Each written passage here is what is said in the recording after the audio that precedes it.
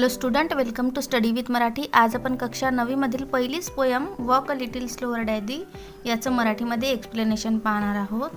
तर या कवितेचे कवी हे अननोन आहेत, म्हणजे कविता कोणी लिहिली ही आपल्याला माहीत नाही आहे आणि कवितेचं मराठीमध्ये एक्सप्लेनेशन आज आपण पाहूया। तर सुरुवात करूया।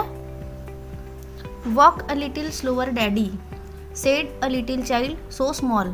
तर इथं कवी म्हणतोय की कवी त्याच्या वडिलांना उद्देशून म्हणतोय की walk a little slower daddy, म्हणजे डॅडी थोडेसे हळू चला।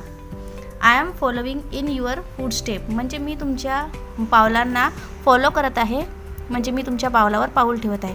इथं चालण्याचा प्रत्यक्ष अर्थ चालणे हे नसून की वडिलांनी केलेली ही क्रिया आहे की तुम्ही तुमच्या ज्या क्रिया करताना ते थोड्याशा हळू करा, जेणेकरून मी ते पाहू शकेल आणि त्याला फॉलो करू शकेल आणि त्याचं अनुकरण करू शकेल। And I don't want to fall, आणि इथं कवी म्हणतोय की मला पडायचं नाही आहे, म्हणजे मला तुमच्या फूड स्टेपला फॉलो करायचं आहे आणि खाली पडायचं नाही आहे। याचा अर्थ आहे की मी चुकीचं ज्ञान तुमच्याकडून मला घ्यायचं नाही आहे, म्हणून तुम्ही थोडेसे हळू आपल्या क्रिया करा। Sometimes your steps are very fast, sometimes they are hard to see, म्हणजे कधी कधी तुमचे पावलं किंवा तुमचे स्टेप्स खूप फास्ट असतात, खूप लवकर तुम्ही चालता आणि मला ते पाहणंसुद्धा शक्य होत नाही। तर म्हणजे तुम्ही ज्या क्रिया करताना समटाईम ते खूप फास्ट होतात आणि मी ते समजू शकत नाही। So walk a little slower daddy, म्हणून पप्पा थोडेसे हळू चला।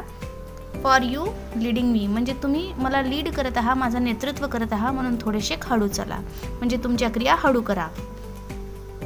सम day when I am all grown up, म्हणजे एक दिवस असा येणार आहे you what I want to be, म्हणजे म्हणजे मी तुमच्यासारखं बनेल। एक दिवस असं येणार आहे मी तुमच्यासारखं बनेल आणि मला तुमच्यासारखं बनायचं आहे।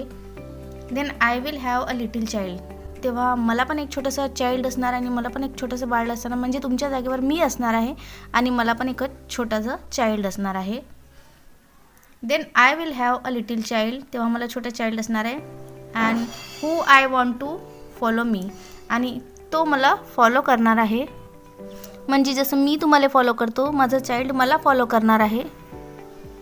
And I would want to lead just right and know what I was true, म्हणजे मला माहीत असायला इथं म्हणतो की जेव्हा माझं चाइल्ड मला फॉलो करेल तेव्हा मी चुकीचं नसलो पाहिजे, मी राईट असलो पाहिजे।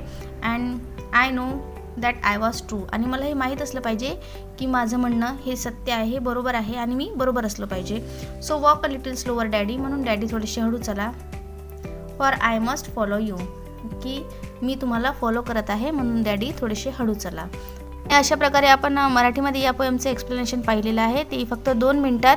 तर एक्सप्लेनेशन कसं वाटलं हे कमेंट बॉक्समध्ये नक्की लिहा आणि आवडलं असेल तर लाईक, शेअर आणि सबस्क्राईब नक्कीच करा। पुन्हा भेटूया पुढच्या व्हिडिओमध्ये नेक्स्ट लेसनसोबत।